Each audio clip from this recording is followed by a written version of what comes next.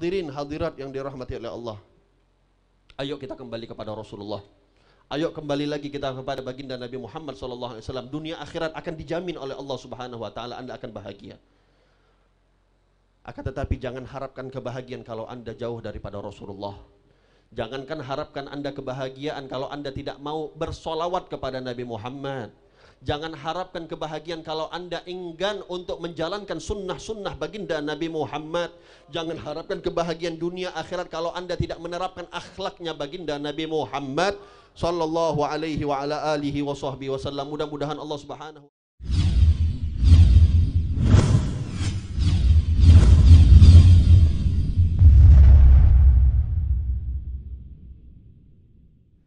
Assalamualaikum warahmatullahi wabarakatuh.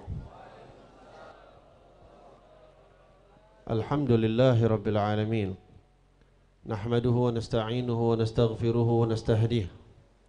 Wa na'udzu billahi min shururi anfusina wa min sayyiati a'malina. Man yahdihillahu fala mudilla lahu wa man yudlilhu falan tajida lahu waliyyan mursyida. Allahumma salli wa sallim ala sayyidina wa habibina wa syafi'ina wa qurrati a'yunina Muhammad miftahi babi rahmatillah adada ma fi ilmillah salatan wa salaman daimaini bidawami mulkillah wa ala alihi wa sahbihi wa mawalah wa la hawla wa la quwata illa billah. Yang saya hormati Tuan Guru kita bersama Kiai Haji Mufti Ahmad Nasihin, mudah-mudahan dipanjangkan terus umurnya oleh Allah Subhanahu wa taala, dijaga terus oleh Allah Subhanahu wa taala, senantiasa diberikan kesehatan oleh Allah Subhanahu wa taala.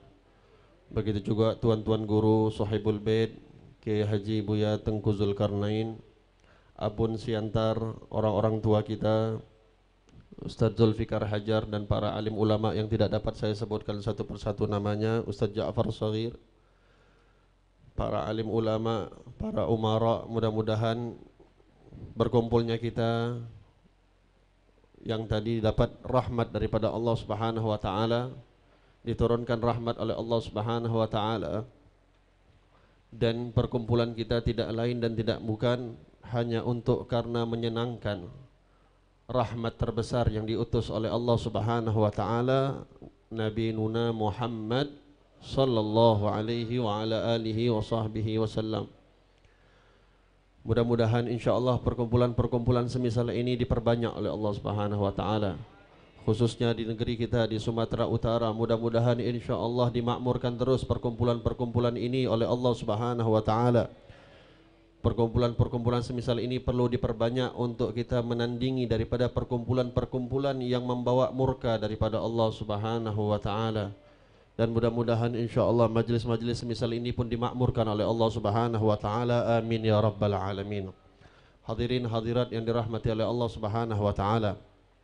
Kemarin kita membahas, dan saya tidak akan panjang-panjang karena memang masih mungkin banyak lagi para alim ulama yang akan berbicara, cuman karena kita menganggap setiap malam kita berkumpul dari satu tempat kepada tempat untuk membahas kisahnya baginda Nabi Muhammad sallallahu alaihi wa ala alihi wa sahbihi wasallam. Pada pertemuan yang lalu kemarin kita membahas bagaimana keberkahan Nabi Muhammad sallallahu alaihi wasallam yang diciptakan oleh Allah Subhanahu wa taala. Salah bagi orang-orang yang mengatakan Nabi Muhammad itu adalah mulia ketika diangkat menjadi nabi. Salah orang-orang yang mengatakan Nabi Muhammad itu baru mulia ketika diangkat menjadi rasul. Bahkan sebelum semua diciptakan oleh Allah Subhanahu wa taala, Nabi Muhammad sudah dimuliakan oleh Allah Subhanahu wa taala. Dari sejak lahirnya membawa keberkahan kepada orang-orang yang bersambung kepada baginda Nabi Muhammad sallallahu alaihi wasallam. Kemarin kita menceritakan bagaimana sampai akhirnya Halimatus Sa'diyah mendapatkan keberkahan daripada baginda Nabi Muhammad yang notabene ketika itu masih dalam keadaan bayi umurnya. Sehingga ketika setelah 2 tahun Rasulullah bersama Sayyidah Halimatus Sa'diyah, sudah habis masa susunya Halimatus Sa'diyah kepada Nabi Muhammad SAW, ingin dikembalikan Nabi Muhammad kepada ibunya yaitu Siti Aminah. Akan tetapi ketika itu di kota Makkah terjadi wabah. Ada penyakit yang menyebar sehingga Sayyidah Aminah, Siti Aminah ketika itu merasa khawatir akan anaknya yaitu Nabi Muhammad. Akhirnya dikembalikan lagi oleh Sayyidah Halimatus Sa'diyah sampai kita mengetahui bahwasanya Nabi Muhammad SAW sampai usianya 5 tahun baru kembali lagi kepada ibundanya Siti Aminah. Sehingga ketika baru beberapa bulan, mungkin sampai dikatakan hampir 1 tahun, Rasulullah SAW bersama Siti Aminah. Satu kali Siti Aminah membawa Nabi Muhammad SAW untuk pergi ke kota Yathrib yang sekarang disebut dengan kota Madinah. Dulu abahnya Nabi Muhammad SAW yang meninggal sebelum Rasulullah dilahirkan di dunia. Lihat bagaimana Rasulullah SAW diberikan ujian yang begitu besar oleh Allah Subhanahu wa taala. Lahirnya tidak pernah melihat ayahnya. Ketika lahir tidak pernah menyebut, seumur-umur hidupnya beliau tidak pernah memanggil panggilan ayah, panggilan abah. Karena memang ketika beliau lahir adalah orang tuanya yaitu abahnya Sayyidina Abdullah bin Abdul Muttalib telah dicabut nyawanya oleh Allah Subhanahu wa taala. Dan dikatakan oleh para ulama asyaddul yutum, yatim yang paling menyedihkan, yang paling berat itu adalah ketika seseorang lahir, seorang bayi lahir akan tetapi tidak lagi mendapati anaknya, tidak lagi mendapati ayahnya.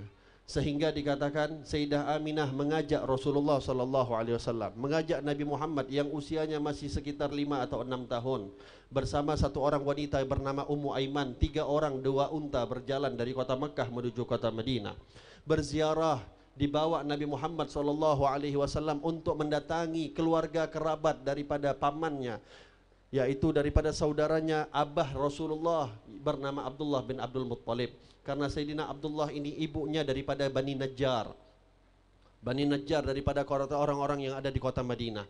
Sehingga dibawa oleh ibunya, Rasulullah diajarkan dari kecil untuk menziarahi kerabat bapaknya, yang mana ketika itu bapaknya sudah wafat, bapaknya sudah meninggal. Dan ini adalah merupakan akhlak, adab yang diajarkan oleh Siti Aminah kepada baginda Nabi Muhammad SAW. Kita melihat sekarang banyak, jangankan bapak kita masih sudah meninggal, bapak kita masih hidup, kita pun enggan untuk berziarah kepada kerabat orang-orang tua kita. Siti Aminah dulu tidak ada mobil. Kalau sekarang kita ada mobil, ada pesawat, ada keringanan daripada Allah Subhanahu wa taala. Dulu Siti Aminah berjalan naik onta dari kota Makkah menuju kota Madinah, jaraknya kurang lebih 400 atau 500 kilometer. Bukan sedikit, bukan jarak yang dekat, akan tetapi hanya untuk bersilaturahmi. Sampai ke kota Madinah, Nabi Muhammad SAW diajak juga oleh ibunya yaitu Siti Aminah untuk berziarah ke makamnya baginda Sayyidina Abdullah bin Abdul Muttalib. Lihat bagaimana sedihnya baginda Nabi Muhammad SAW. Dan ini merupakan pelajaran untuk kita. Kita siapapun yang mendapatkan musibah daripada Allah, jangan pernah seakan-akan kita adalah orang yang paling berat musibahnya. Karena Nabi SAW pernah bersabda, man usiba bimusibatin falyatadzakkar bimusibati fa innahu a'dhamal musibah. Barang siapa di antara kalian yang terkena musibah, kata Rasulullah, jangan langsung kalian sedih, jangan langsung kalian putus asa, jangan langsung kalian kecewa. Karena kalian ingatlah musibah yang Allah berikan kepadaku. Karena musibah yang Allah berikan kepadaku adalah sebesar-besarnya musibah. Akan tetapi musibah yang diberikan oleh Allah kepada Nabi Muhammad bukan karena Allah tidak senang dengan Nabi Muhammad. Akan tetapi Nabi Muhammad ingin dididik langsung oleh Allah Subhanahu wa ta'ala, agar Nabi Muhammad ini menjadi orang yang betul-betul menjadi yang sebagaimana tadi dibacakan oleh Qari, laqad kana lakum fi rasulillahi uswatun hasanah. Tidak akan mungkin Rasulullah itu dapat menjadi uswatun hasanah kalau bukan Nabi Muhammad betul-betul ditimpa, betul-betul ditarbiyah oleh Allah Subhanahu wa taala. Bahkan di antara kata para ulama, Allah Subhanahu wa taala sengaja abahnya yaitu Abdullah bin Abdul Muttalib diwafatkan sebelum beliau lahir.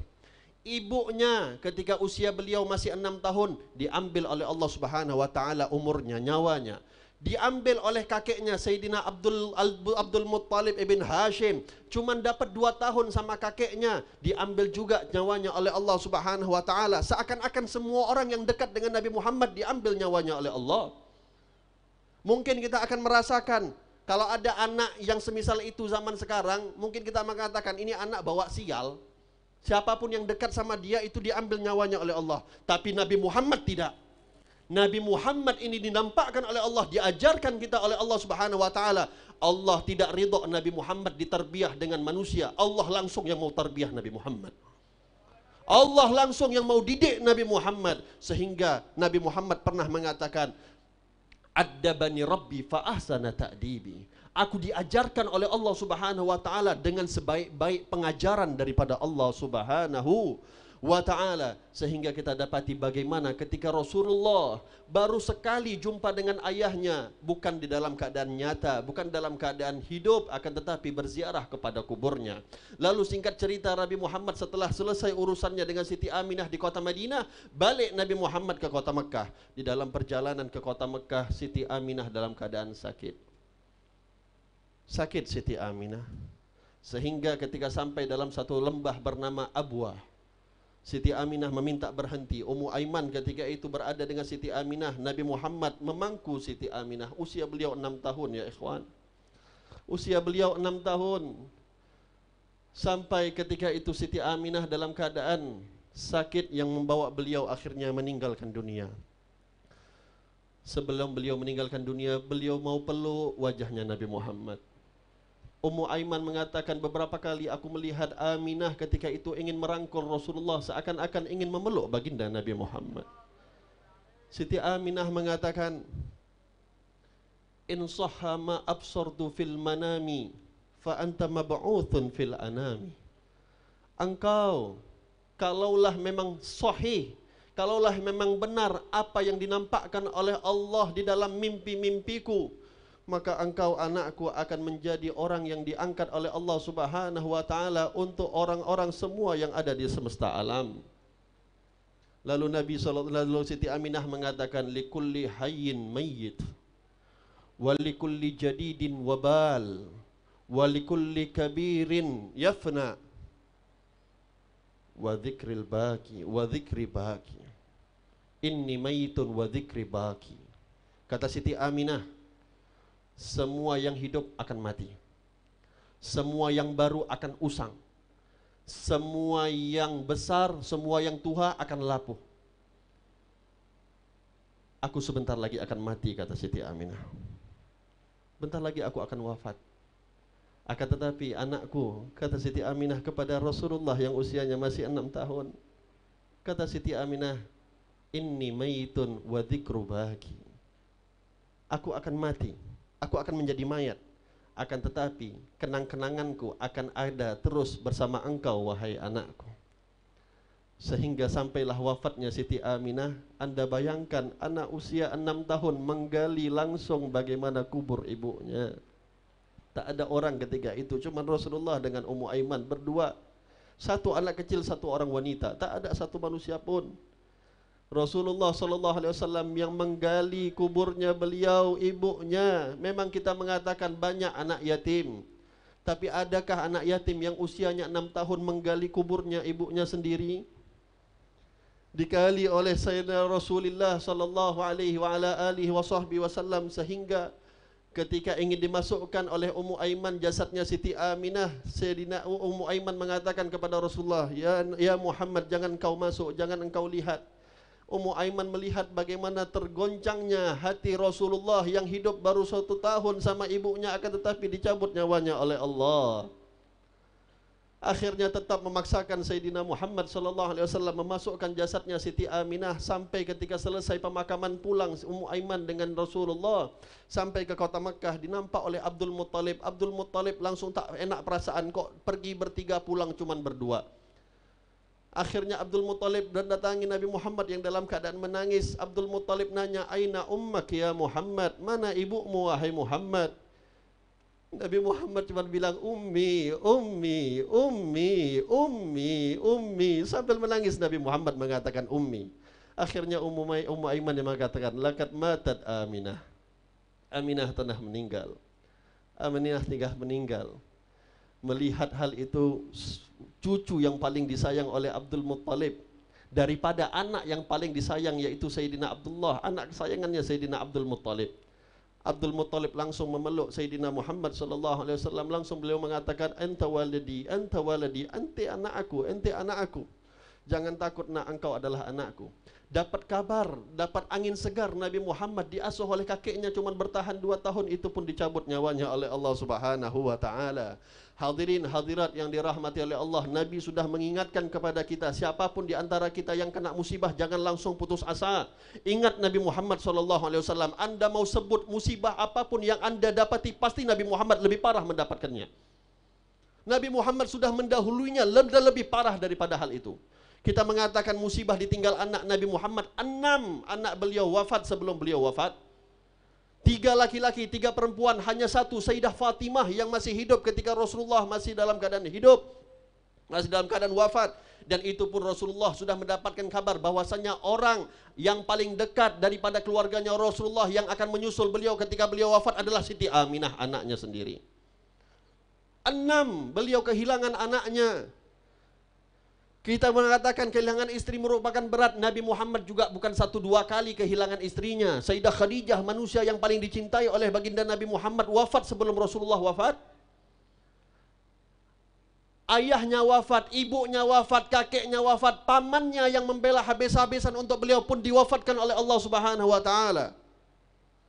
Diusir dari negerinya. Dilempari batu dirinya. Dicaci dirinya. Diludahi dirinya, dilempar kotoran dirinya. Semua musibah dialami oleh baginda Nabi Muhammad SAW. Tahu kenapa Allah Subhanahu wa taala memberikan itu semua? Karena kasih sayangnya Allah kepada Nabi Muhammad dan kasih sayangnya Allah kepada kita semua, supaya kita menyadari kalau kita kena musibah, ingat-ingat semua musibah itu sudah dialami oleh Rasulullah. Oleh sebab itu jadilah Nabi Muhammad sebagaimana yang dikatakan oleh Allah, laqad kana lakum fi Rasulillahi uswatun hasanah. Sungguh telah ada pada diri Nabi Muhammad uswatun hasanah.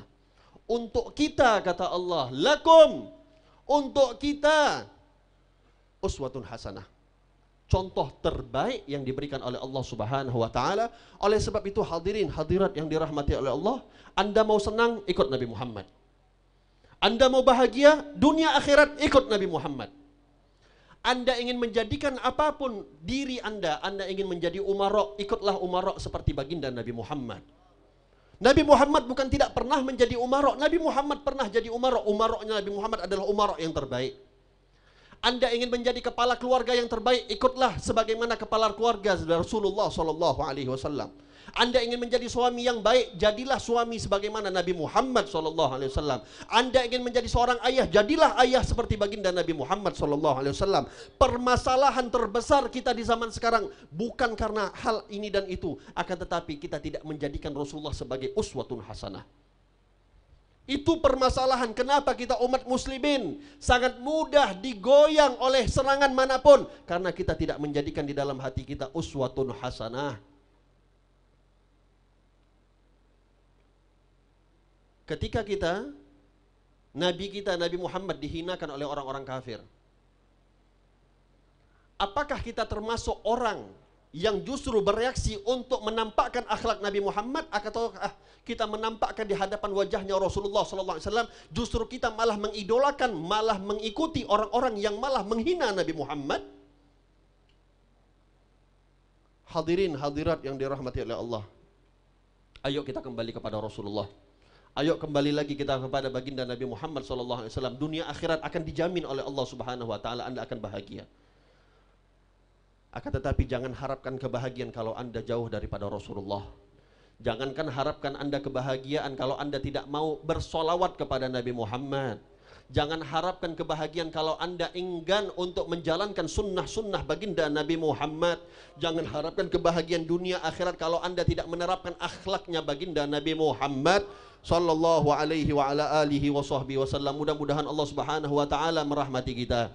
Allah Subhanahu wa taala meridhai kita. Mudah-mudahan Allah Subhanahu wa taala menambahkan setiap malam, khususnya di bulan-bulan Rabiul Awal, bulan yang kita berada di malamnya, bulan yang malam ini kita berada di bulan tersebut. Mudah-mudahan Allah Subhanahu wa taala senantiasa menambahkan rasa mahabbah kita kepada baginda Nabi Muhammad sallallahu alaihi wa ala alihi wasallam. Kita mengharapkan sempurnanya iman kita sebagaimana yang telah disebut oleh Rasulullah, tidak sempurna iman salah seorang daripada kalian sampai kalian menjadikan aku lebih kalian cintai daripada orang tua kalian, daripada anak kalian, daripada harta kalian, dan daripada semua manusia. Mudah-mudahan Allah mengkaruniakan iman sempurna tersebut. Amin ya rabbal alamin. Dan kita mohon kepada Allah Subhanahu wa taala, para alim ulama kita, orang-orang tua kita, pemimpin-pemimpin kita, mudah-mudahan senantiasa dijaga oleh Allah Subhanahu wa taala, dilindungi oleh Allah Subhanahu wa taala, senantiasa diberikan keistiqomahan oleh Allah Subhanahu wa taala. Demi Allah ya ikhwan,